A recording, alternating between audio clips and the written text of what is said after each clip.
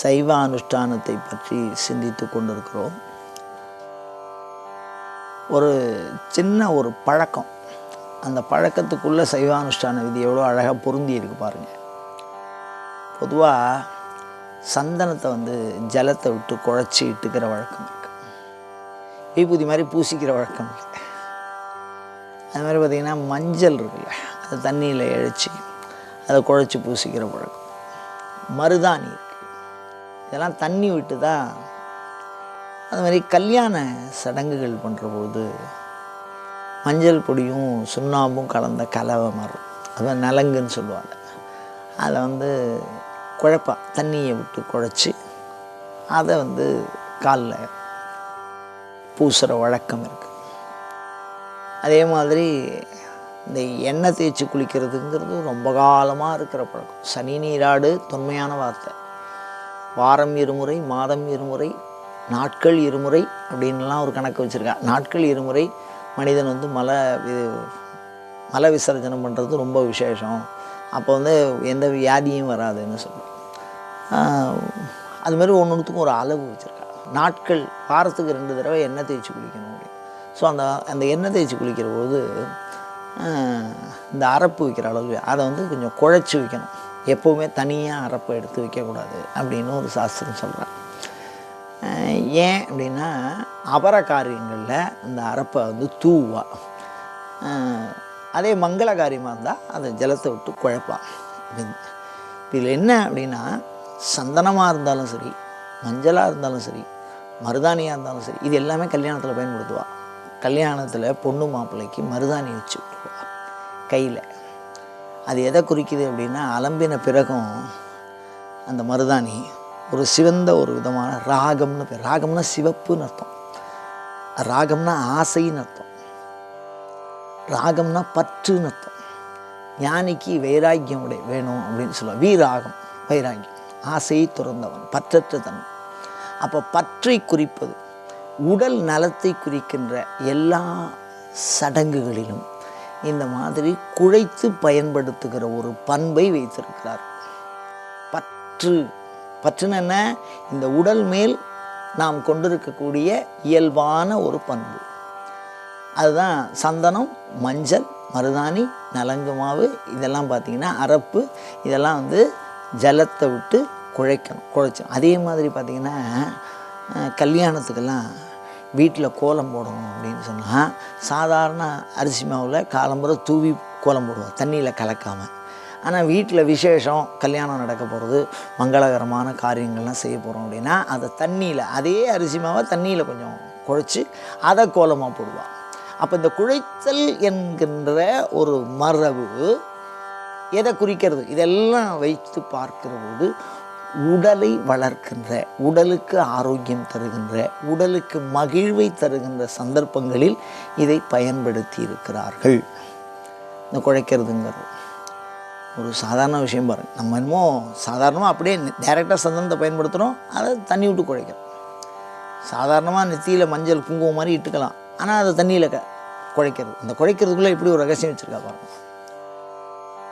ஒரு மரபு. அந்த மரபில் என்னென்னா 30வது நாள் சாமி கும்பிட்றதுன்னு சொல்லுவாள். வழக்கத்தில் சொல்கிற வழக்கம்.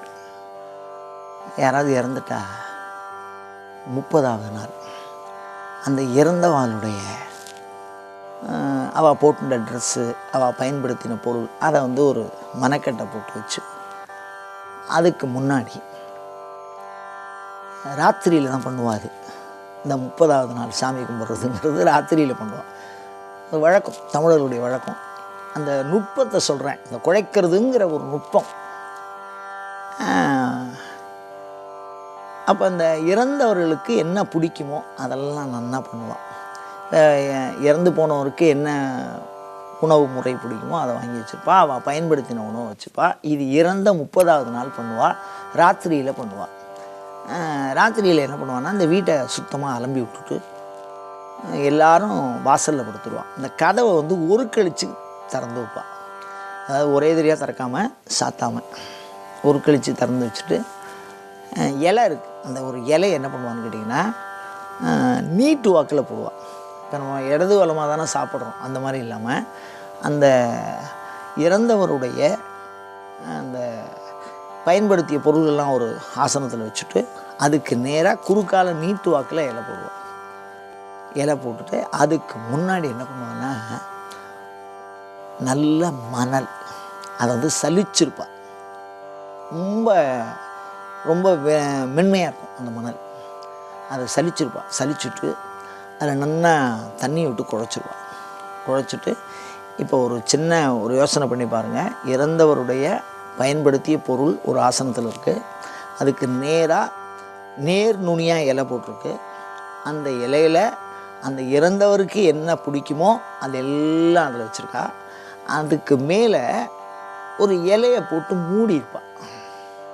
அதே வாழை இலை பரமாறி, சாதமெல்லாம் பரமாறி அதை வந்து மூடி விடுவாள், கவுத்து மூடுவா. ஒரு இலை கீழே போட்டிருக்கோம், ஒரு இலை மேலே போட்டிருக்கோம்.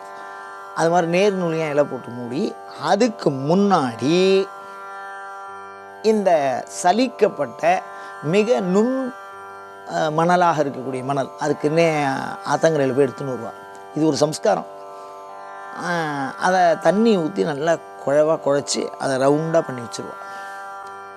இது 30வது நாள், இறந்து போன 30வது நாள் செய்கிற சடங்கு இது. அது மாதிரி ஒருத்தர் இறந்து போயிட்டார். அவர் வந்து ஒரு நல்ல செல்வந்தர். அவர் வந்து செல்வத்தை வந்து மறைச்சி வைக்கிற வழக்கம். உடையது விளம்பேல்னு சொல்லுவாள் ஔவையார். எதையாவது நான் இவ்வளோ காசு வச்சுருக்கேன்னு சொல்லக்கூடாது அப்படின்னு சொல்லுவாள். அது மாதிரி ஏதோ ரகசியமாக வச்சுருப்பார். அந்த ஒரு மரபுங்கிறதுனால அந்த மரபுல உள்ளவர் இறந்து போயிட்டார்.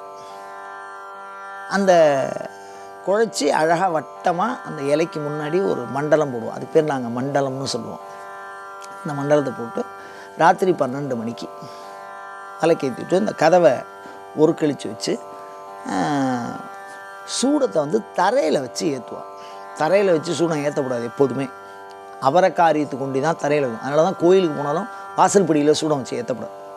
அதுக்காக சொல்கிறேன், ஒரு நல்ல விஷயம் தரையில் வச்சு ஏற்றுவார். இப்போ கோயிலில் குருக்களும் தீவாரணம் கையில் தூக்கி காட்டுவார் அந்த கற்பூரத்தை. அதனால் இந்த இறப்பு சடங்கில் தான் தரையில் வச்சு ஏற்றுவாள். அதை வந்து தரையில் வச்சு ஒரு கற்பூரத்தை ஏற்றுவாள். ஏற்றிட்டு அந்த கதவை ஒரு கழித்து வச்ச மாதிரி வச்சு அன்றைக்கி ராத்திரி உள்ளே யாரும் போக மாட்டாள். அந்த இறந்தவர் அந்த இடத்துக்கு வந்து அந்த சாப்பிட்டுட்டு தான் வந்து அறிவிக்க வேண்டிய, அந்த வம்சத்துக்கு அறிவிக்க வேண்டிய தகவல் ஏதாவது இருக்குமாயின் அதை வந்து அந்த மணல் பரப்பு இருக்குல்ல, குழைச்சி நீரோடு சேர்த்து குழைத்து பிசையப்பட்ட ஒரு வட்டமான அழகாக வட்டமாக வச்சுருப்பாள். மண்டலாகாரம்னு பேர். அது சாதாரண மணலில் நல்ல தண்ணி விட்டு குழைச்சி வச்சுருப்பாள். அதை அப்படியே வட்டமாக அப்படியே தோசை மாதிரின்னு வச்சுங்களேன், அப்படியே பரப்பி வச்சுருப்பா. நல்ல கையிலலாம் வழன்னு இருக்கும். அது மாதிரி பண்ணணும் அந்த மண்டபம். அது மாதிரி வச்சுட்டு வெளியில் வந்துட்டா அதில் ஒரு அடையாளத்தை இட்டு சென்றாராம் அவர். அதுக்காக தான் வைக்கிறது. அந்த மாதிரி நம்ம சம்ஸ்காரங்கள்லாம் வந்து ஏதோ கண்ண முடின்னு யாரோ சொன்னால் அதனால் செஞ்சது அப்படின்லாம் இல்லை. இறந்த பின்னும் தன்னுடைய வம்சத்தோடு தொடர்பு கொள்ளக்கூடிய ஒரு சாங்கியம் இருக்குது அப்படின்னா அதெல்லாம் எவ்வளோ நுட்பம் பாருங்கள். அதில் ஒரு அடையாளம் போட்டிருந்துதான் அந்த மணலில். அதுக்காக தான் அதை வைக்கிறது. அவர் சொல்ல வேண்டிய தகவலை அதில் சொல்லிட்டு போயிருப்பார். அது ரொம்ப நெருங்கின உறவுகளுக்கு அது புரியும். ஏன்னா அவங்க கூட நெருங்கி பழகினவாளுக்கு அது தெரியும். அவர் யாருக்கு புரிகிற மாதிரியோ அந்த அடையாளத்தை அவர் பண்ணிட்டு போகிறார். அந்த மாதிரி அவர் சொன்னாராம், அது தான் காசு வச்சுருக்கிற அந்த ஒரு இடத்த அவர் என்ன பண்ணியிருப்பார், பழைய காலத்துலலாம் ஒரு குண்டானில் போட்டு புதைச்சி வைக்கிறது. இது ஒரு வழக்கம். அதுதான் அடுத்தவா தோண்டும் போது கிடைக்கும். செல்வங்கிறது தானம் கொடுத்து அழியணும், இல்லைன்னா தான் ஒண்டியும் அனுபவித்து போகத்தினால அழியணும். தானம் போகா தனம் நாசி. அப்படி இல்லைன்னா யாராவது திருடன் எடுத்துன்னு போவான்.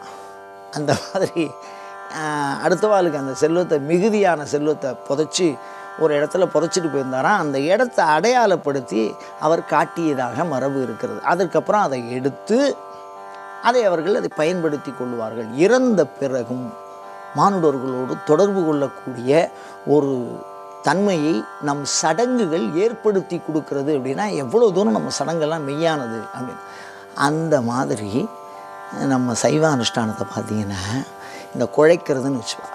விபூதியை கையில் வச்சுட்டு ஒரு சொட்டு ஜலத்தை விட்டு அதை நல்லா குழைக்கணும். அப்படி குழைக்கிறதுக்கு என்ன மந்திரம் சொல்லியிருக்கா? ஓம் கவச்சாய நமஹா அப்படின்னு சொல்லணும். ஜலத்தை அந்த விபூதியில் விட்டு நல்லா குழைக்கணும். அப்படி குழைக்கிறதுக்கு மந்திரம் ஓம் கவச்சாய நமஹா அப்படின்னு சொல்லி அந்த ஜலத்தை அந்த விபூதியில் விடுறது குழைக்கணும். இதுதான் இன்றைய சைவ அனுஷ்டானத்தில் நாம் கற்றுக்கிற விஷயம். இந்த சைவானுஷ்டானத்தில் குழைக்கிறதுல என்ன இருக்குது? ஓம் கவச்சாய நமஹான்னு சொல்லி அதை இப்படி குழைச்சிட்டா அப்படின்னு நினச்சிட்டுருக்கோம். அந்த குழைக்கிறதுலையே இறந்து போன ஒருவர் உடலற்று தன்னுடைய சமூகத்திற்கு அடுத்தவர்களுக்கு ஒரு ரகசியத்தை வெளிப்படுத்துவது ஒரு குழைத்த மண். அந்த மாதிரி இந்த விபூதி 1000 ரகசியங்களை கொண்டது.